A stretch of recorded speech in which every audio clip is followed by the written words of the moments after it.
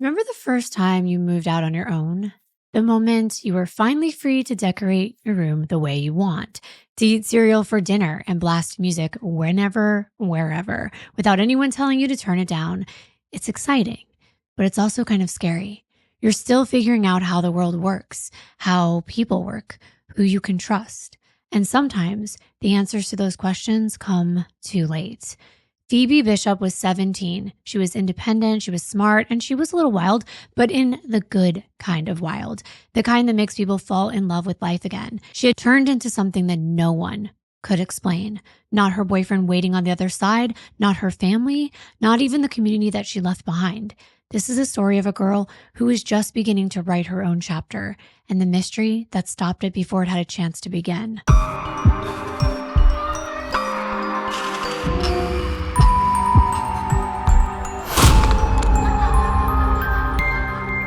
Hi, everyone. Welcome to episode 53 of the DARKLIVITY podcast. I'm your host, Kimberly, and I'm here with Mazzy's daddy, the best husband in the world, my partner, Jonathan.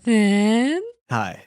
DARKLIVITY is the dark downward slope into the degradation of the human mind and the consequences that such darkness brings to light. We just celebrated Mazzy's first birthday on Father's Day. How sure cool did. is that? It really put me in a good mood. Because it was Mazzy Moo. The theme was cows. It was utterly delightful. It was. I can't believe a year has gone by already because it seemed like yesterday I was actually introducing you as my boyfriend. And now we've got an entire family. Shiloh's almost 14. Mazzy is 1. I just had a birthday last week. So thanks for all the B-Day wishes, by the way. And we really appreciate all of you. And we also don't want to forget to tell you to come see us at CrimeCon. And don't forget to use our code because that's how we can come back year after year if you want to see us. So if you're thinking about buying a ticket, my code is Kimber. Look below for the link. And don't forget to also support us with our very new merchandise. John's wearing one. It's never a mannequin. You guys always say this. This is his new shirt. And we have plenty of other ones, especially my law baddies. We've created some new merch for another one of my channels here on YouTube. But of course, let's get into the case for today. Now, this one initially was supposed to be another one in our new real-time true crime. Those were the mini deep dives. We usually do 3 cases and we introduce you to them. Well, I went on a deep dive. I went down the rabbit hole, and this is now just going to be one case because there was just so much information that I didn't feel right putting it among 2 other cases. So let's set the stage. We're taking you to Gingin, a very small rural community in Queensland, Australia. It's approximately 4 hours north of Brisbane. It has under 1,200 residents, and to outsiders, it may seem like a sleepy, odd, old-world town. One where the tight-knit community has their own local lore, like bushranger legends and eccentric characters that live life at a much slower pace. Okay, I have to ask, what's a bushranger legend? Bushrangers are armed robbers and outlaws who inhabited the Australian bush between the 1780s and the early 20th century. They're part of the Gingin's folklore and cultural identity as rebels. They value their independence and survival skills. Okay, so they're rebels. That's what the bush legends are, the bushrangers. So the link between the bushranger legends and the town of Gingin is all about the capturing of the wild Scotchman. Gotcha. Who is James Alpin McPherson. The town actually celebrates this with a yearly festival that includes historical reenactments. It's kind of a cool way for the community to bond and honor their history and bring tourists, which helps out local businesses. So that makes more sense. They're celebrating the capture of the bushranger. That's right. Okay, now it makes sense. And born and raised in Gingin was a young woman, 17-year-old Phoebe Bishop, who went by Fee or Fifi. And she had a loving family and support system. Her mother, Kylie Johnson, and her sister, Kaylee. They were especially close to her. Her mother described her as strong-willed and feisty. She followed her own beat to life. She was sassy and independent, the sunflower in a field full of wildflowers, her mom would say. She had an empathetic nature, passion for music, and a strong personality, which her mom also said you can't tame. She loves harder than anyone she's ever met. And she was so close to her mom and her sister that it was completely out of character for Phoebe to just out of nowhere lose contact with them. Even for a few hours, that would have been very strange. By May 2025, Phoebe had just moved into a house in Gingin with 2 roommates, a couple, Tanika Bromley and James Wood. She had her own room and was really excited about finally living on her own. She was also ready to go visit her boyfriend in Perth with a plane ticket booked for May 15th, but tragically, she never made that trip. She disappeared. Yeah, and what's really sad is that her boyfriend had to move away because his mom tragically died in a car accident on New Year's Eve in 2020. And his dad said it was really hard on the children to be there when their mom passed away. So he moved them so they could start over. And Phoebe was also just ripped apart from her boyfriend because of the tragic loss of his mother. So they'd been waiting to see each other for some time. So she wouldn't have just missed this trip for anything. They were the type of couple who would video chat all night until they fell asleep. So let's get into the timeline. She was supposed to catch a morning flight on Thursday, May 15th to Brisbane and then to Perth at the Bundaberg Regional Airport in Queensland to visit, like I said, her high school sweetheart. She had diligently saved money so that she could take this trip. She called her boyfriend while on the way to the airport, but he couldn't hear anything. The call just kind of cut off. She never called back, and he kept waiting for her to land that day, but she never showed. When her family got contacted, they said they hadn't heard from her either, which was, like Kimber said, really strange. A whole day going by without a word from her didn't sit right with her mom at all. And she would have let them know things like, I'm boarding my flight, I'm checking in, but there was just nothing. And her mom, Kylie, got in touch with Phoebe's roommates. And they said she woke up that morning and she was a little bit upset because she overslept. She was scared she was going to miss her flight. James and Tanika explained they drove her to the airport that morning, dropped her off around 8:30, and the last time they saw her was on Airport Drive right outside the terminal. So Kylie was worried. But of course, she figured there was a reasonable explanation.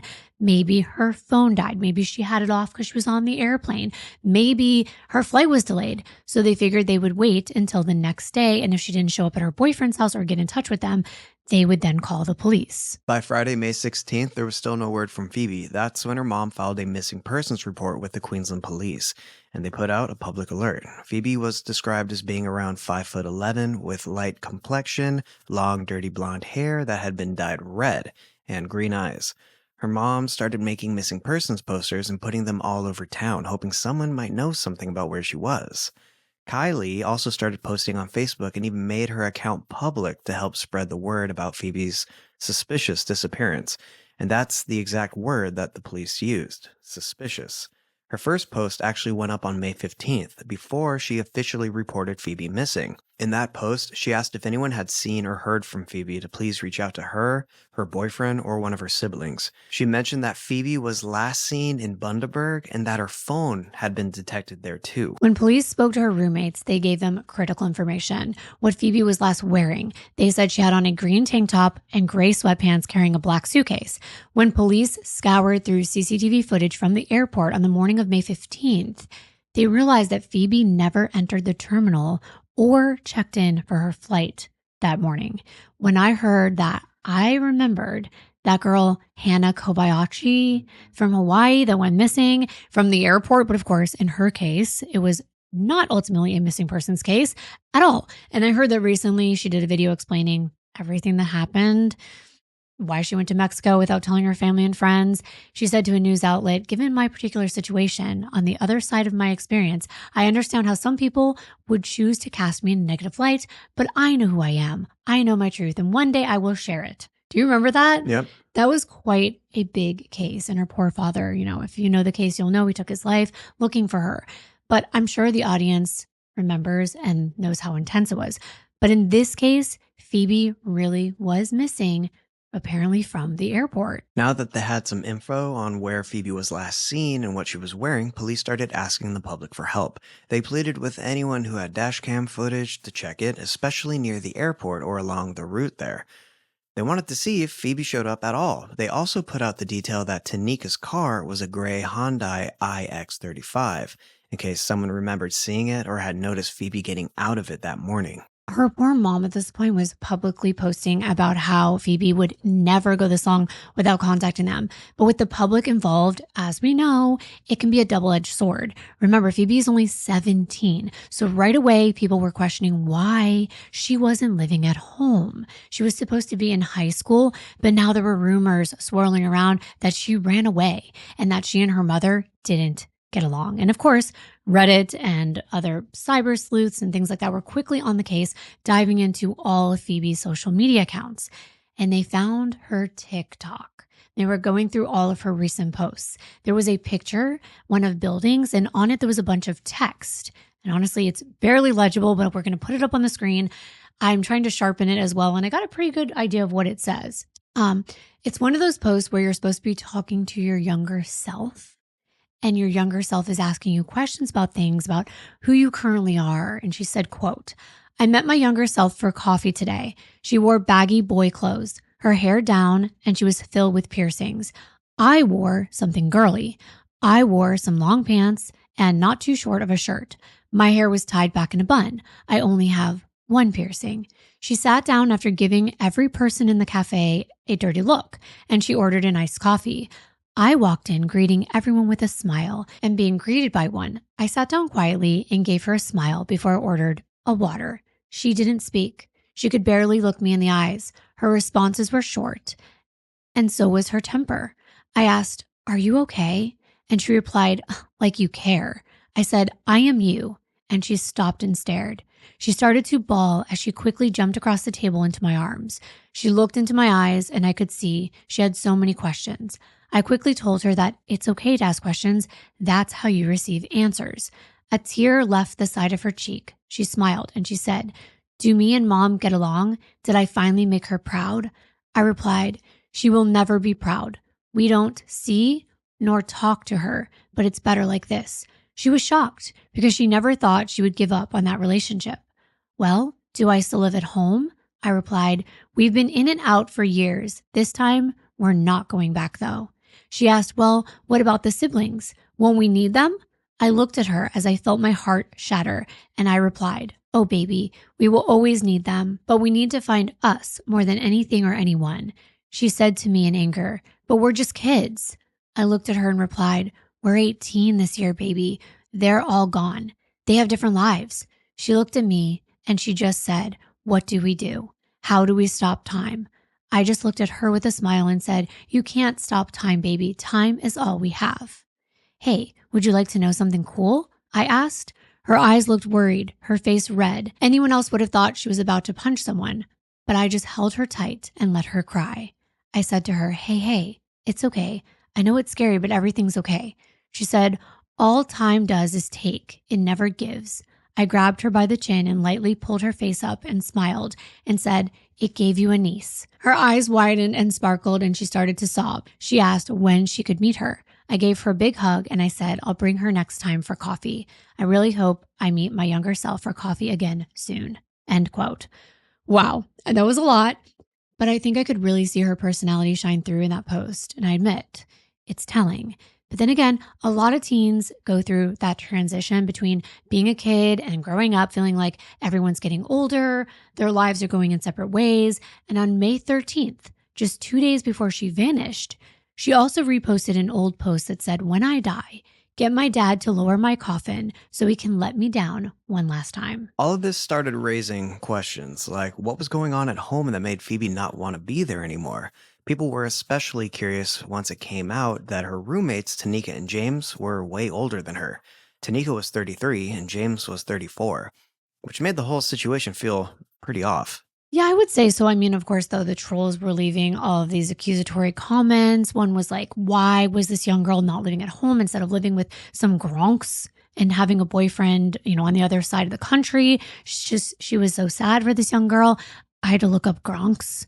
It's Australian derogatory comment. You can leave it below if you have a better definition, but it said unintelligent and callous, maybe like what we would call idiot. And another commenter asked why she was living with other people and not her mom. They said her parents are responsible for her, so there's no use being heartbroken now. So they were doing a lot of victim blaming. They were doing a lot of judging of her family. Welcome to Reddit. So people started digging into her personal life and the lives of everyone around her. Her mother, her siblings, her roommates, and what they found out about James was that he was recently divorced about 6 months earlier, and he moved from Emerald to Jinjin to live with Tanika, who was a single mom of 2 children.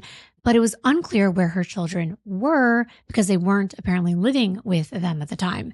People even found the house that they shared. It was at 27 Milden Street, and the outside, well, it had a broken down bus.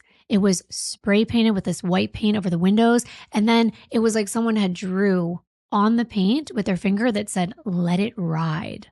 Apparently, James had been living in this while he traveled to Gingin, and now, for whatever reason, it just sat outside amongst a bunch of other vehicles along with his 15-foot boat.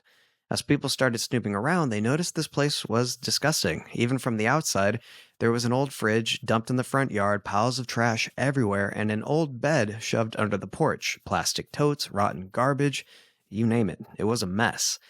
But what really got people was the smell. Neighbors started speaking up about this absolutely putrid odor coming from the house. They said it wasn't new either, and had been going on for months. Whenever the breeze hit just right, especially with the heat, the smell would drift into their yards. It reeked of death and decay. It was awful. But this wasn't what the property used to look like. And the people who were snooping around were people from the internet. It was, social media. It was, web sleuths that were wondering what was going on. It was reporters going over there and saying, like, where was she living? And they were seeing all of this mess outside the house. And it was shocking to see it that way because that was only the outside. Right. And this property used to be beautiful. It was a quaint 3-bedroom, 1-bath home with a wraparound porch out front, an expansive garden. And it used to be home to a young couple who bought it a few years earlier in 2018, fixed it up, had a newborn while they were living there, and then they put it up for rent. And from the pictures that I'm showing you online, you can see that it's really cute inside. They had a lot of wood features, like this kitchen table that was actually a finished piece of wood hanging from chains. It was rustic and artistic. The yard is really big with hammocks, planters, and a carport with a gate. Tanika had just signed the lease 6 months before this, and it already looked completely unrecognizable from the outside. It definitely raised a lot of suspicions about the kind of conditions that Phoebe had been living in. That's when one of her friends came forward and told the media that Phoebe had actually texted her just a few days before her flight. She called the place a shit home, her exact words. Her friend had asked how she was doing, and Phoebe replied, "I've been better, but I focus on the good shit. I take off to WA in 3 days. Get out of this shit home for a bit, so that will be good. Just packing ATM at the moment," end quote. Her friend asked how long she'd be going for, and Phoebe said 10 days. Shit home, huh? I mean, that made people wonder, and it brought more criticism towards her mom, too. Someone commented, "There's no way in hell I would allow my 17-year-old daughter to live in such a dodgy place," and that most people would run a mile looking at the state of that house. Well, it turned out Phoebe's aunt had the answer to why she wasn't living at home. Her aunt shared text messages with the media. Phoebe said that she was up shit creek, but shit happens, and her aunt asked what was going on. Phoebe's response, "The place I'm living." And her aunt was like, "With your mom?" And she's like, "No, she told me to get out." And her aunt asked, "Since when? What about your dad?" Phoebe responded, "I asked to live with him and no." So her aunt asked her what she was going to do. She said she was flying the out of here to see my boyfriend. And her aunt asked, "How long?" Phoebe says, "If it goes to plan, I'm not coming back. I can't do this shit anymore." And when she asked, "What do you mean?" she responded, "I need to get out of this hellhole." So, once again, she's calling this place at 27 Milton a hellhole. But the thing is, her roommates had already been questioned and then released. They weren't considered suspects, and they were cooperating with police.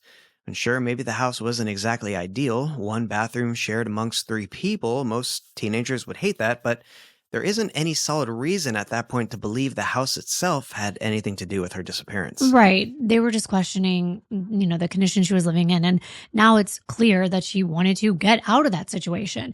It wasn't her place to begin with. So a lot of people were like, what's the connection there? Why does it kind of matter? But they were still concerned. And James was posting to Facebook offering to give away his boat for anyone with tips on where she could be found. And by the way, it's a little bit of a run-on sentence, so bear with me. It said, quote, "Please, anyone with information at all, please contact police link or reach out. Someone, anything at all, any little bit of information can help. If you know something, please contact her family. If you know where she is and can give her family a legit address to bring her home or make contact with her, you can have my fishing boat as a reward. 15-foot alloy tinny with trailer and all. It's not much, but it's yours if you know where she is," end quote. And then he seems to address Phoebe, saying, "Please, homie, if you see this, please just contact one of us and let us know you're okay. Please, amigo, I need to know you're safe. That's all I want to know is that my 5/8 is somewhere safe. If you've seen this, there's one very sad little chunker puppa at home missing you like crazy," end quote. Now he's referring to one of their dogs. Recently, one of the dogs had a bunch of puppies. So he's like, Phoebe, come home. The puppies are wanting you back in case she ran away and was reading this. And speaking of puppies, apparently the neighbors had been complaining about constant howling. One neighbor, Sherry Lowland, said living near that house was a nightmare. There was nonstop noise, whether it was parties being thrown there or the howling dogs. She ended up reporting it to the RSPCA. She also mentioned that the couple, who she didn't know personally, moved in around October, and ever since then, the yard just kept getting more and more cluttered with trash. Even Tanika's own brother came out and said that he was worried about everyone living in that house. Then a neighbor who used to be friends with James spoke up about the dogs. She said she actually stopped talking to them recently because of how they were treating their pets. When reporters showed up to the property, they could smell that same horrible stench that people had been talking about. And the police were called after hearing claims that the couple might have let some of their dogs die out in the yard. That is so sad. I mean, that tells you what kind of person is living there if they're letting animals die, but this was just alleged at the time. So police did come out, and sadly, right in that big garden that I told you about, they initially found 4 deceased dogs. So it was true. Just decaying in the heat of the summer, not buried, not hidden, just malnourished and dead in the yard. Yikes. I thought that was horrible. I could not believe that. And this was enough to actually get a search warrant for inside the residence. And when they opened up that front door, it was horrifying. First of all, they ended up finding 13 other animals inside. And this was a true house of horrors. It looked nothing like the pictures online that we showed you when it was up for rent. It looked like a cyclone of garbage had flown around and left behind rotting trash, half-eaten moldy food, dog feces everywhere, broken furniture, cigarette butts, rusty razor blades, and more disgusting items piled like around 2 feet high in some areas. We have pictures of this. It is so filthy. It's so disgusting. I can't even imagine someone living there.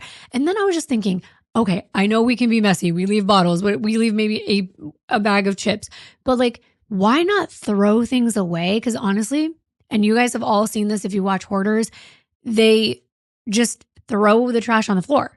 Like that is where it stays. It just stays right on the floor right there and never gets thrown away. And I can imagine that the smell is absolutely sickening. Oh, it was, because the landlords had to go open it up for them. Yeah, the people who went inside, like the landlords, had to come unlock the place, and they said the air was so bad they could actually taste it. Oh, that is disgusting. It was that putrid. Uh-huh. You couldn't even breathe properly, and honestly, I don't know how safe it is to even breathe that air.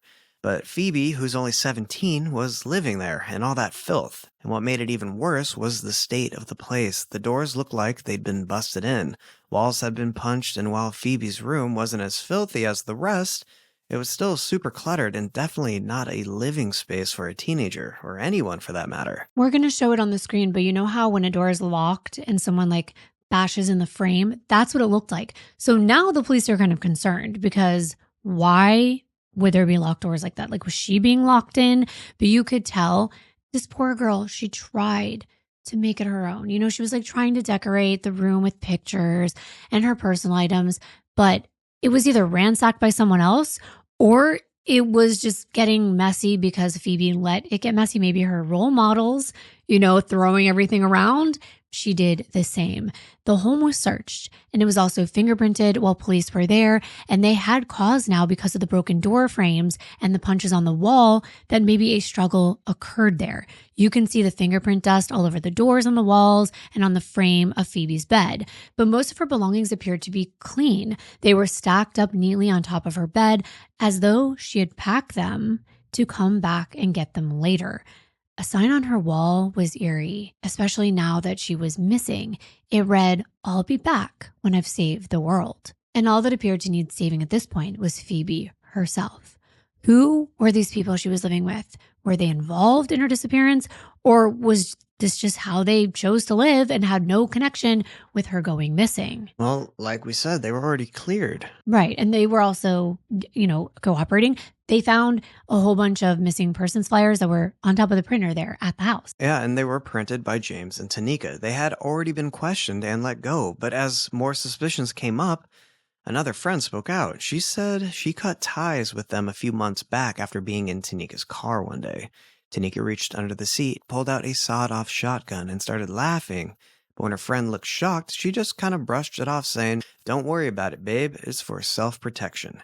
And that really raised red flags for the police. It gave them enough reason to search her car, the same one she and James supposedly used to drive Phoebe to the airport. A neighbor's Ring camera actually caught the 2011 silver Hyundai iX35 hatchback driving away from the house on the morning Phoebe went missing. So were they really just taking her to the airport, or was something else going on? The weird part is the footage was time-stamped at 10:30 a.m. on May 15th, and that is 2 hours after they supposedly dropped Phoebe off. And the car wasn't even on a direct route. It was on like a back road. Right. So they were wondering, okay, well, where was it when it came out at 8? Or, you know what I mean? Like, did it take a different route? And then people started confronting James about the dead dogs because that's something they knew was true. But he had an excuse for that. He said, oh, those were not dead dogs. They were some of the puppies who didn't survive. So unfortunately, they were like, we tried our best to care for them, but we put them outside when they were no longer viable. I mean, it does seem suspicious. It's plausible, but why would you just like dump them in the front yard? It just sounded weird. And also, the number jumped to 7 dead dogs on the property at this point. And after locating the sawed-off shotgun as well as ammunition and 2 replica handguns were in Tanika's car as well, she was taken into custody. And this was unrelated to Phoebe's disappearance. This was on illegal gun charges. James was at the hearing in support of his girlfriend, who was actually granted bail.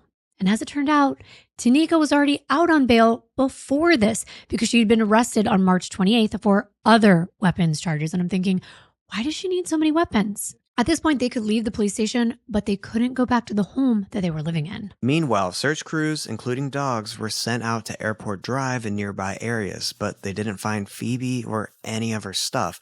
And what's wild is that police ended up declaring both Tanika's car and the house they were living in as crime scenes. But not because of Phoebe's disappearance, it was actually because of the weapon offenses. Right, but they were still allowed to go searching there. And that's when they started fingerprinting and whatnot, because they were like, well, we're already in here, so we're going to be seeing what's going on. And while all this is going on, Phoebe's friends and family were just devastated. They knew things weren't looking good, and there was still no sign of her. Her bank account hadn't been touched since the day before she disappeared, and her phone had been off ever since that one call to her boyfriend. The line just went dead. Her boyfriend posted on Facebook saying, "Maybe I deserve all the pain and disappointment I'm feeling right now. I mean, it's my fault. I should have done better." Then he added, "Me staring at her dry text wondering if I did something wrong and not asking because I don't want to be annoying." Yeah. And I guess he had a lot of guilt for not being able to be there to help her. But then again, people are now dissecting his messages going, what does he mean it's his fault? Did he do something? Did she really land there? Did she take another route to his house and maybe, he harmed her or something? But no, in the end, it was just him feeling very guilty. He wanted her to be safe. He wanted to be able to make sure she was safe. And her mother, Kylie, was posting every single day on Facebook. She would post, like day 4 of Phoebe being missing. She talked about how they posted 400 flyers and how so many people were sharing her posters online, but that her heart was breaking, and so were her siblings and her friends' hearts, and they were lost at what to do next and said they've been asked if Phoebe ran away. And Kylie wrote, "If you knew Phoebe, you would know that she's free-spirited and loves hard. She's loyal to the core and cutthroat. She would never leave her family without contact, especially this week of May when we mourn her best friend and her Poppy and Judith." Now, of course, I don't know these people, but I'm guessing her deceased granddad and other people that they, would be mourning at that time of year. But wasn't she leaving town in May to see her boyfriend for 10 days? So she would leave. However, I understand this mother's plea. She's not a runaway. She wants people to know that. And of course, she let them know she was leaving. This was planned, and she never showed up at her boyfriend's. Every day, Kylie would make another Facebook post with her feelings and pleas for anyone with information to come forward. She also told the media to stop contacting the family, that this was an extremely difficult time for them, and to let the police do what they needed to do and respect that. And this was, of course, due to all the speculations and stories that were coming out about this case. From May 18th to the 23rd, the search expanded more and more, now into a national park. Police made a statement that people don't just vanish. Someone knew something, and they were urging anyone with information to come forward. I almost feel like this is speaking to the person who's responsible for her disappearing. Like the cops were kind of like speaking to them, I don't know. That's how it came off to me. It's like they were warning the perpetrator to speak up. But now let's talk about Goodnight Scrub Park. After 8 days of searching, police sent out a search and rescue crew to a national park. It's a dense area about 20 miles southwest of Gingin. It's roughly an hour and 15 minutes from the airport. But what's strange is they didn't release any info at the time explaining why they shifted the search to that specific spot. Detective Inspector Craig Mansfield later said that mobile phone data and other leads had pointed them to that rugged area. So for the next 5 days, they launched this massive search in the national park. Cadaver dogs, police divers, drones, and dozens of SES volunteers were out there going through the thick scrub, waterways, and rough terrain trying to find any trace of Phoebe. Finally, they announced that they found some items of interest in the national park, but they didn't say whether the items actually belonged to Phoebe. They also made it clear that, at that point, there were no specific persons of interest named in this case. We're following this case as it's happening. This was just a few weeks ago, so while we're following it, they're not saying why they're searching an area because it's an ongoing case at the time. It's still technically ongoing, but they are searching and you're wondering, why did they go an hour and 15 minutes off the map? If she was seen at Airport Road, why are they over here? And then days later, the detective came forward and was like, right, we had mobile phone data that showed this was a location of interest. And then the items of interest, I looked and the photo looked like a piece of chopped wood. They flagged that area for evidence with evidence markers, but I couldn't figure out what it was because was it an item of interest? Yes, but did they say what it was? No. But then I thought, wait, doesn't that look like a boarding pass? And I'm showing it on the screen, but then it dawned on me, no, because she wasn't at the airport yet. So why would she have a boarding pass? I don't know if you can print boarding passes and if people still do that, but if she didn't go inside the terminal, I guess that's not what it was. But there were 2 pieces of evidence marked that were like paper in nature that they said were items of interest. Then more friends of James and Tanika came forward, and one leaked a text thread that made a lot of people online speculate that they were even more suspicious. The text exchange occurred on May 16th, just one day after Phoebe went missing. And this was a thread between James and one of his friends. They asked, "How are you?" And he responded, "Yeah, I've been better. How about you?" I'm not reading it with the Aussie accents, the A and all that, by the way, but you can read the text for yourself. The friend said, "Any word on Phoebe at all?" And James said, "No, nothing at the moment, but we're just printing up more flyers to go around and stick up everywhere and keep searching and hope she makes contact with someone." The friend said, "Fingers crossed." I commented on Tanika's post, "Surely the airport has footage." Now, it's what James replied to that made people pause and suspect something was up, like he slipped or something. He said, "I don't know, but how's this? Because I was one of the last people to see her alive. Cops basically asked me if I did her in or hurt her at all."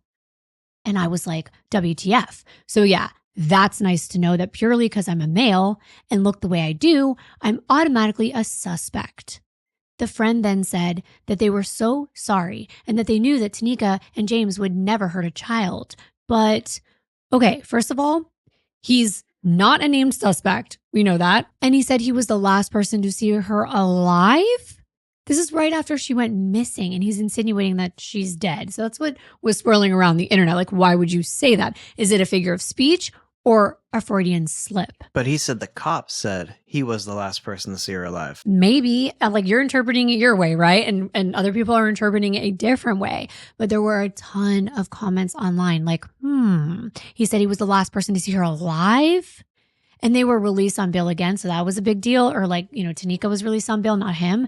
And they were like, WTF, he either did something or the girlfriend did something and or they know who did. So fishy. Another person said, that's a worry. Saying he's one of the last people to see her alive seems a bit of a slip. Another said, no doubts, he killed her or they both done it. People had suspected them from the beginning, with one commenter saying, my intuition said from the start that the flatmates are sus. It wasn't because he was male that the police questioned him. Right from the start, they said they took her to the airport. So of course, the cops are going to ask what happened the last time they saw her. But still, they wouldn't have said the last time you saw her alive. Exactly. That's what I was going to say. Like, the cops nothing has happened yet. She's just missing. And that was one day afterward. That wasn't like a full 24 hours since she went missing. So the public kept digging and they uncovered some dirt on the couple, or more dirt, I should say. So someone found this old documentary that James was in where he was showing off weapons, including a knife with what looked like blood splatter all over a tray in some kind of competition. It was pretty weird. The video is about 10 minutes long and it's called Bad Company, and it came out in 2017. But apparently, it was fake blood, and it was for this knife collection collage that he was putting together, and he actually ended up winning that competition.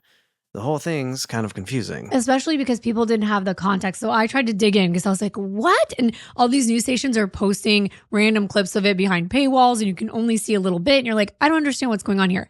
It was a truck competition. His truck is called Bad Company. Okay, it's on the side of his truck. And he decorated it with animal bones and knives and fake blood. And it's called the Ute Muster or Oot Muster or something like that. I'm not Australian, but it's a truck show in Australia. And with more digging and public interest, a Tinder profile for James was also uncovered. And this was even more interesting because the documentary in and of itself, weird, but like it made sense. Like it was for show. He had like no shirt on in it. And he was like, trying to win these competitions, and he had like a sash from winning them before. But now the Tinder profile. People close to him said that he'd been cheating on Tanika for a while, and everyone knew it. Now, back in February of that same year, he made the profile saying he was looking for short-term fun. And in his profile picture, he's in his car wearing sunglasses and a cowboy hat.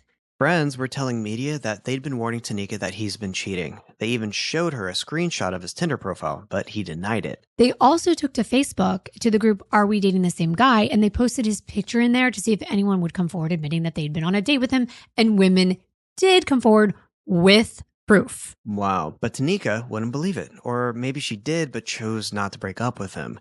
Either way, they were supposedly fighting non-stop in the weeks, and especially the days, leading up to Phoebe's disappearance. People started wondering if those fights somehow escalated and got Phoebe pulled into it, and if something happened to her because of that. But at this point, it's all just speculation. But then, some really interesting info came out. Someone found a photo of Phoebe's mom, Kylie, standing right next to Tanika at her wedding for her ex-husband, Sean Cray, back in 2016. Right. So as we're sitting here, it's like one thing comes up, then another thing comes up, and another thing's come up. So now they're like, wait a minute. Now Tanika's with the mom.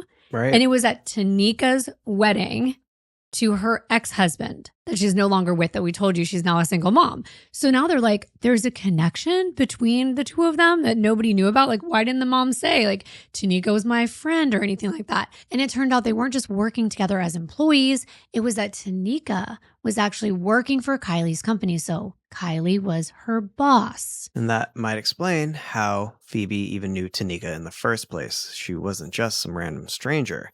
That's probably why her mom wasn't too worried when she moved in with her, even though Kylie and Tanika had apparently had a falling out in the past.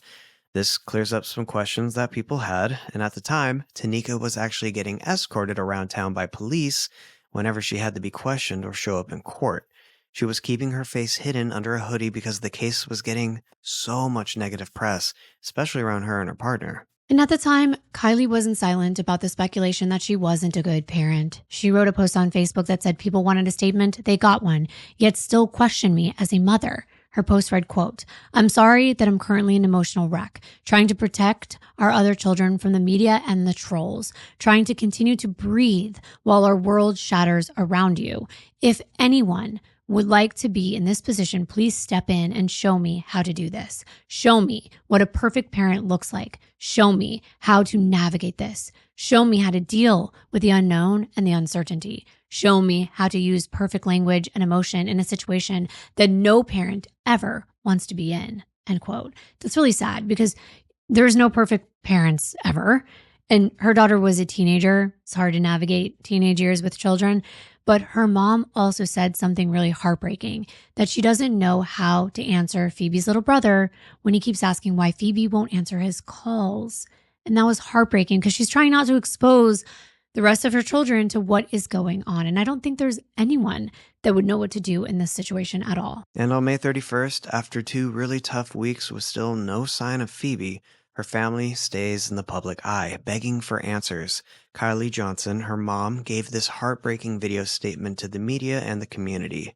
She spoke about the unbearable pain of her daughter being missing. She thanked the police for all their hard work, thanked the community for their support, and even though it had been so long, she was still holding on to the hope that Phoebe might still be found alive. However, Kylie also acknowledged the haunting possibility that her daughter may not come home.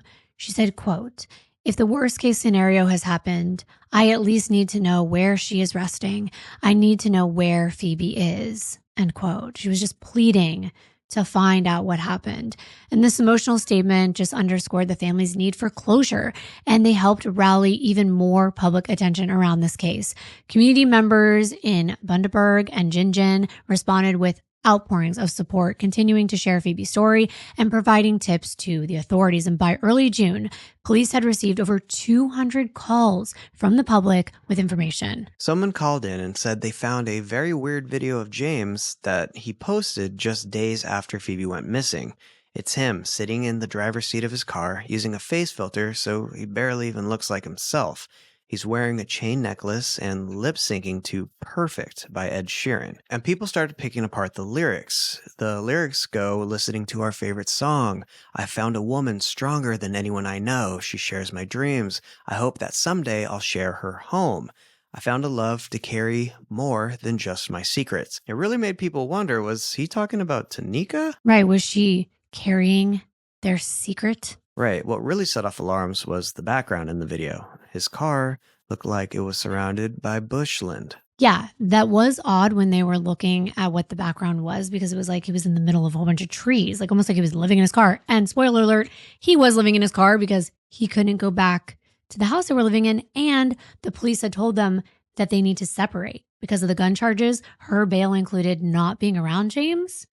So at this point, I also want to say, is it really that weird that people do lip syncing videos? I mean, they're all over the internet. Right. But people just wonder, is there an underlying meaning? And I agree, it's at least cringy. More cringy was a video someone took of him sleeping in Tanika's car. So now it's like, wait.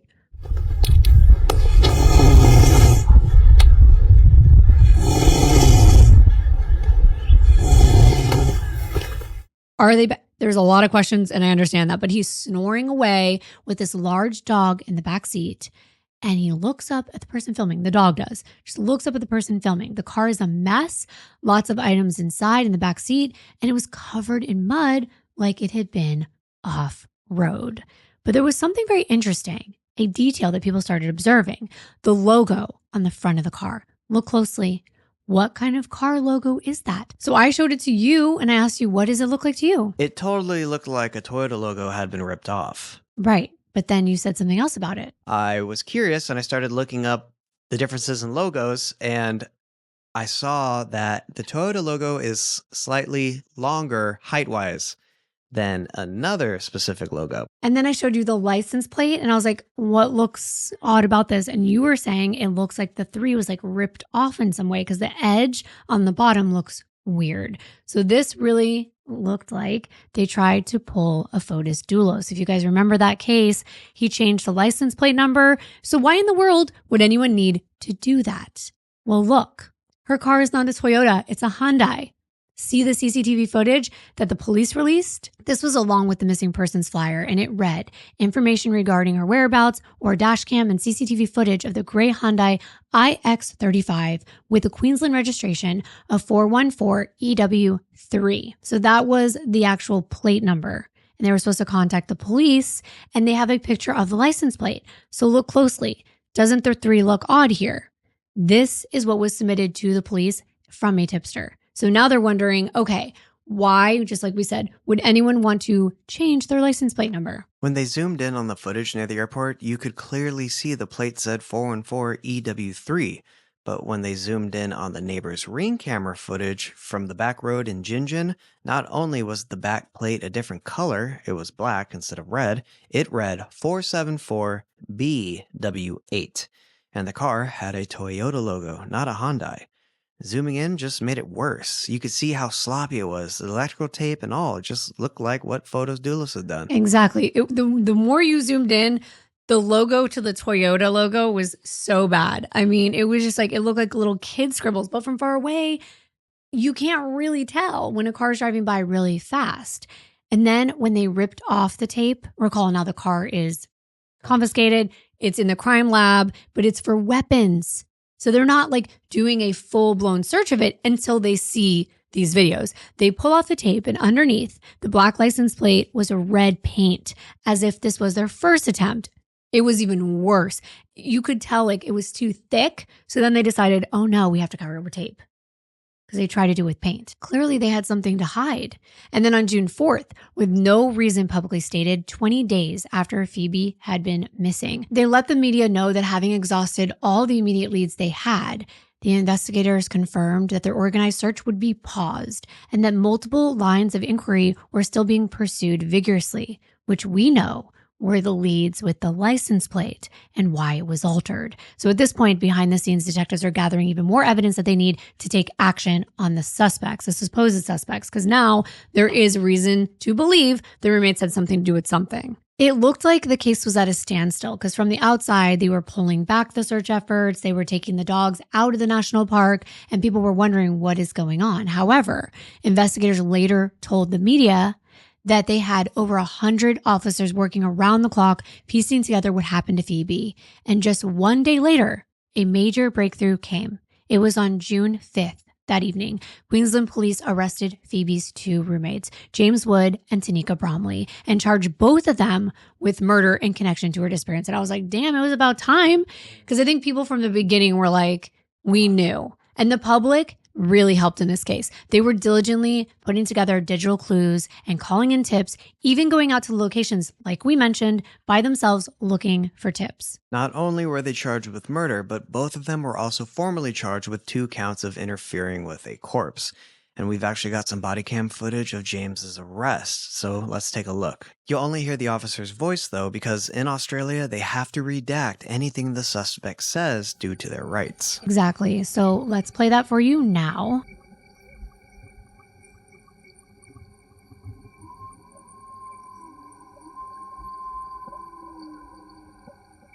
Just listen to me. This is Sergeant Barnaby signaling in. Please never rest on the side of Phoebe Bishop.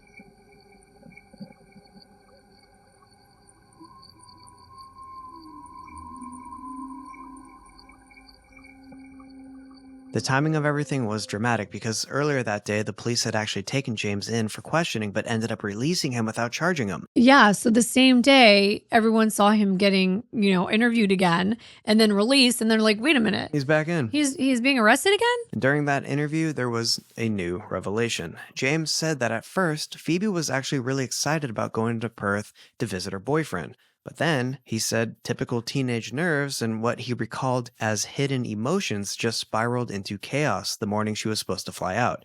He mentioned stuff like her stressing over what to pack, what she was going to wear, and just trying to get to the airport on time. Recall that he already told police that she was upset because she didn't wake up early enough.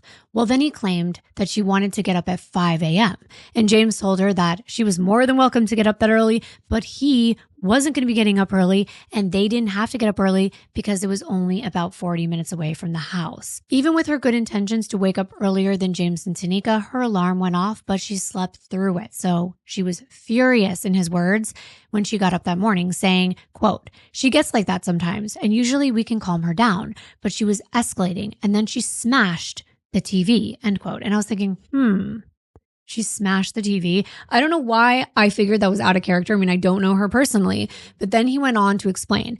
After that, she started shouting about not having anything to wear, and she was so worked up about seeing her boyfriend for the first time, and she wanted to look good. And he went on to say, "I get it. She's a teenager, and she thinks that he's the love of her life. So I understand." He said, "I grabbed some of my gray brand new trackies I had and threw them to her and said, 'Wear these.' And at first she said she didn't want to take them, as they were mine. But then she said, 'Okay,' and put them on."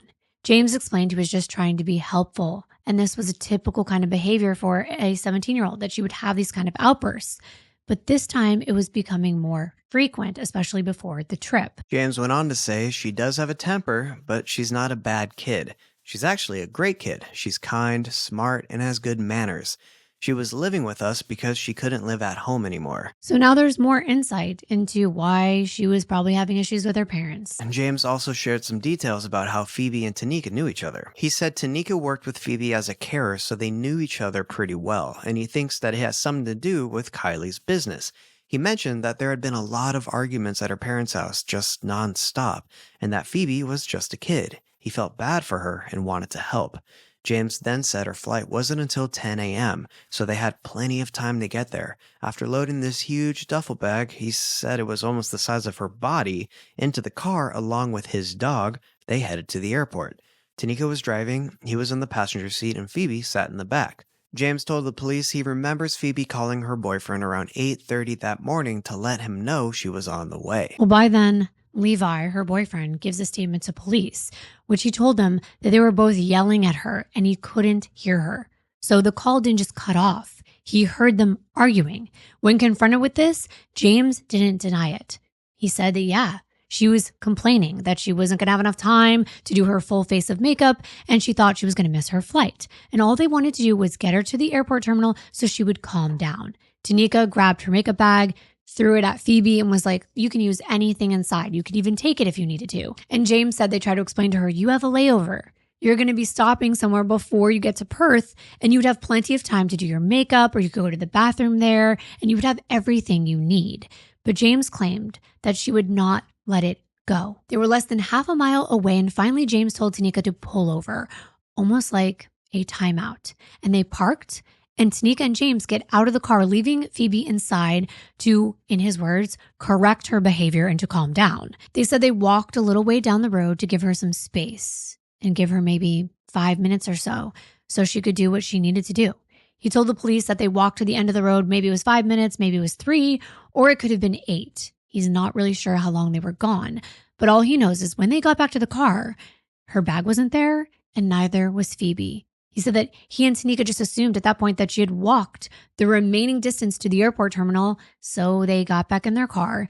They drove to the airport to check, but they didn't see her on the road as they were walking. They just figured that she already got there and went inside.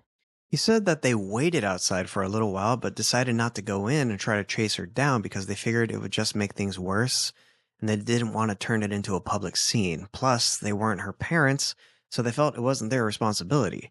But they did drive around nearby roads just in case she walked off in another direction or got lost.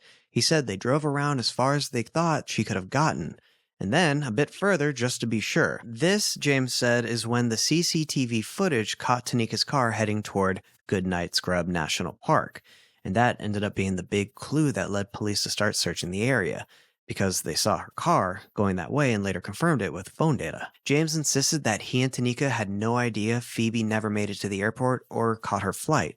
It wasn't until the next afternoon when he got a text from her sister that he realized she had vanished. But here's the thing. This is probably why they ended up getting arrested or taken back into custody, is because why wouldn't you explain this from the beginning? Right. If you had nothing to hide, why say we dropped her off outside the airport? Right. I mean, technically they did if that's their story, but it seems really suspicious. And at this point, she's still a missing person, so they had a lot more work to do, and James was released. So this is when he's interviewed, changes the story around a little bit, but less than 24 hours after that release, new evidence and developments prompted the officers to move in. And by Thursday night, James Wood and Tanika Bromley were back in custody, this time formally accused of killing Phoebe and disturbing her remains. And by disturbing, they meant moving them, not once, but more than one time, which is why they said they disguised the license plate. They, as in the police. Detective Mansfield announced late on June 5th that the investigation led police to conclude that Phoebe was murdered and then her body was moved. He said, "We will allege that Phoebe was moved more than once," which explains why the accused are facing 2 separate counts of interfering with a corpse, basically meaning that her body was relocated at least twice after she died. During a late-night press conference, Mansfield said that they were closing in on the truth and believed that Phoebe's remains would be found in the greater Gingen area soon. How devastating for her family. And this was the first time the authorities publicly used the word homicide in Phoebe's case. The arrest occurred even though Phoebe's body had not been located, indicating that police felt they had strong circumstantial and forensic evidence of foul play. Following the arrest, Phoebe's family reacted with grief, but also with relief that there was at least progress being made. Her mom said, "Our world has just been shattered into the most horrific place I've ever been. I need my baby home to put her to rest. I'm absolutely begging anyone that knows anything to come forward." I know that this investigation isn't over. It will not be over for me until we find Phoebe.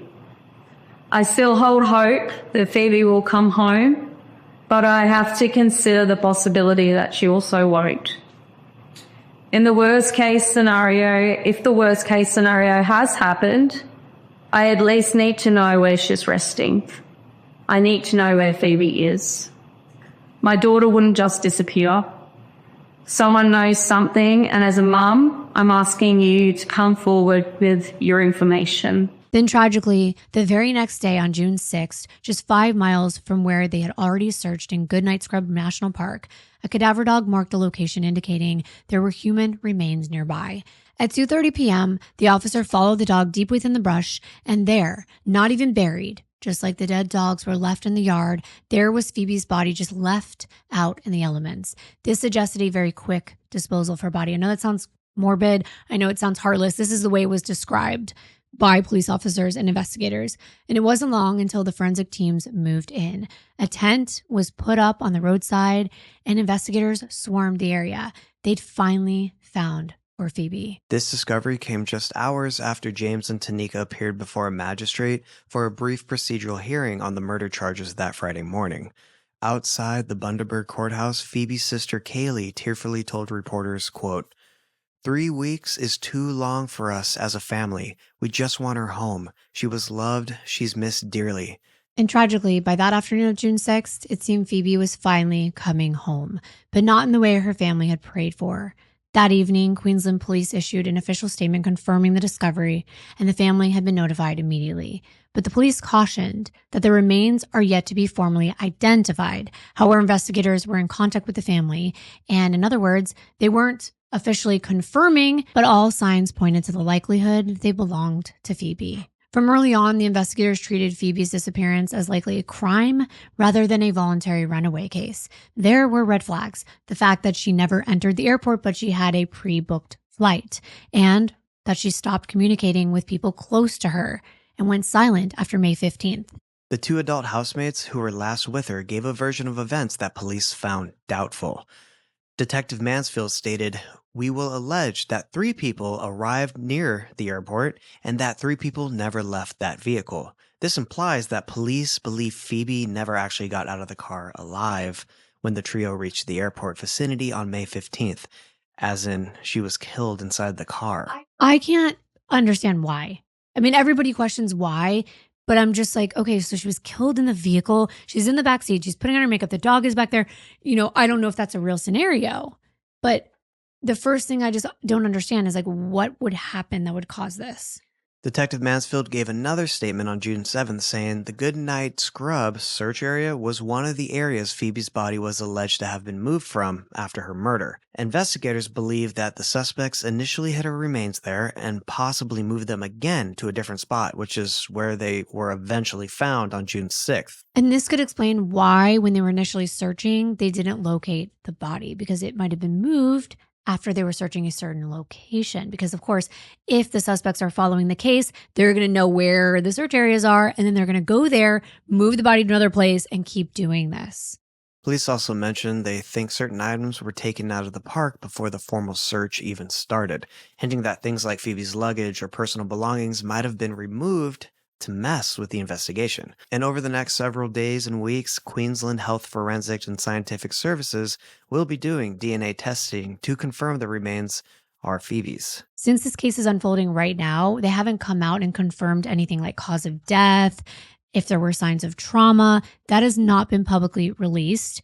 But of course, they're going to be critical in this murder case. And aside from the physical evidence, police also accumulated a lot of circumstantial evidence. The fact that the couple was going through, a bad part of their relationship. Actually, people came forward and said they had just broken up within days of Phoebe going missing. So that could correlate. And the police haven't officially confirmed any witness accounts, but that CCTV footage from around 10:30 a.m. on May 15th in the airport drive area, if it's supposedly showing that suspect's car leaving without Phoebe, if that's accurate, it really adds to the suspicion that something violent or coercive might have happened just outside the airport. There was also multiple witnesses that came forward and they said they saw a confrontation that morning. These are unverified reports, they're on social media, but it said that a man and a teenage girl were arguing near a car on Airport Drive and that a suitcase was thrown from the vehicle during an altercation. Throughout the investigation, police kept saying that James Trevor Wood and Tanika Bree Bromley were the only suspects at this point. There were, quote, still no other persons of interest. So this really means that they're not looking in a different direction, that they're pretty confident. And a candlelight vigil was held the next day on June 8th. Phoebe's family told everyone to wear bright colors and butterflies, and the butterfly became Phoebe's symbol, and hundreds of people came out to mourn her loss. And many family and friends spoke, including Phoebe's mom and her sister. Surprisingly, Kylie made another statement that I thought, in the midst of all of this, was very compassionate, given all the circumstances. And I'm going to play a short clip of that now. I need to thank everyone for coming today. Phoebe would be so amazed at everybody here for their strength for coming and for supporting her. I also want to remind our community a very important reminder, okay? And this is imperative for our family and for us to move forward in our healing. I know Tanika has been charged. I know her family live within our community. And from living within our community, I expect them to receive respect, and I expect them to receive the respect that they deserve. They have not made the decisions that this woman is accused of. They are not guilty of any of those actions. Those kids mean the world to us as a family. They meant the world to Phoebe as a family as well. It is imperative to us as a family that they are supported just as much as us. They are hurting probably more than us, even though we have lost our child. Okay? But I really need you to know that Phoebe's compassion would have reached that depth. There is to be no retaliation. There is to be no anger or hate towards that family. That person will be brought to justice in a way that justice deserves to be brought to. But that is not dependent on her family. And I need everybody to know that. She said, I know Tanika has been charged. I know her family and they live within our community, and I expect them to receive respect. Those kids mean the world to us as a family. They meant the world to Phoebe as a family as well. It is imperative to us as a family that they are supported just as much as us. They are hurting probably more than us, even though we have lost our child. But I really need you to know that Phoebe's compassion would have reached that depth. There is to be no anger or hate towards that family. And that was really honorable because of everything that was going on and all the tragedy that they were facing. And it's true, it's not Tanika or James's family's fault for what they chose to do. It was their choice. But I know how communities can go against family members. So I think it was really respectful of Kylie to make that statement. Because it's a really small community, the impact would be really great if everyone started to throw hate their way over what happened. Now, if you're still wondering why or even how Phoebe died, there's a lot of speculation. Some think she might have been caught in the middle of a fight or was a target of someone's misplaced anger. Another theory is that maybe she stumbled onto something she wasn't supposed to see. There have been rumors of drug activity and other shady stuff going on in the house. And the detail about multiple dead pets on the property definitely raised some serious red flags. Because they were thinking if there's substances there, the dogs might have ingested them, and that's how they passed away. And because they didn't want to get found out, they just let them die in the yard. These are all just theories for now, but what is clear, though, is that the police believe James and Tanika were involved in Phoebe's murder and the cover-up. By charging them together, investigators are basically saying there was some kind of collaboration or shared intent in what happened to her. It's still unclear whether one of them is seen as the main person responsible and the other is just an accessory, or if they believe to have acted together the whole way through. That kind of detail will probably come out once things move forward in court. And the next court date will be August 11th, 2025. So just the next couple months will be another hearing. And this is just me speculating, of course, but I'm making an intelligent guess by what we know about the house. I don't think it just gets that way without there being some kind of like mental state. So it does lead me to believe that there were substances involved. And when you are under the influence, we know if you're already arguing and the tensions are running high, you're not going to be thinking clearly. You're not going to be thinking rationally. So my guess was that something did occur in the car and she was strangled in the heat of the moment, and they panicked and they hid her body. And then of course they had to move it. So that's why they concealed their license plates so that the dash cameras wouldn't catch them, because the police were asking for dash cam. So they knew. I mean, this case is sad, right? It's a vulnerable teenage girl falling through every crack imaginable and winding up living with two unstable adults who had weapons, dead animals, and a house that smelled like death. I think, substances, jealousy, emotional instability, and violence all seem to be in the mix. And it's hard to say whether Phoebe threatened to expose something or just got caught in the middle of a toxic relationship. And it could have happened at home. Like they said, they didn't see her in the car. Somebody said that like only two of them were there. So all along it could have happened even back at the house. And then they just made the route to the airport to kind of be a diversion. But what do you all think?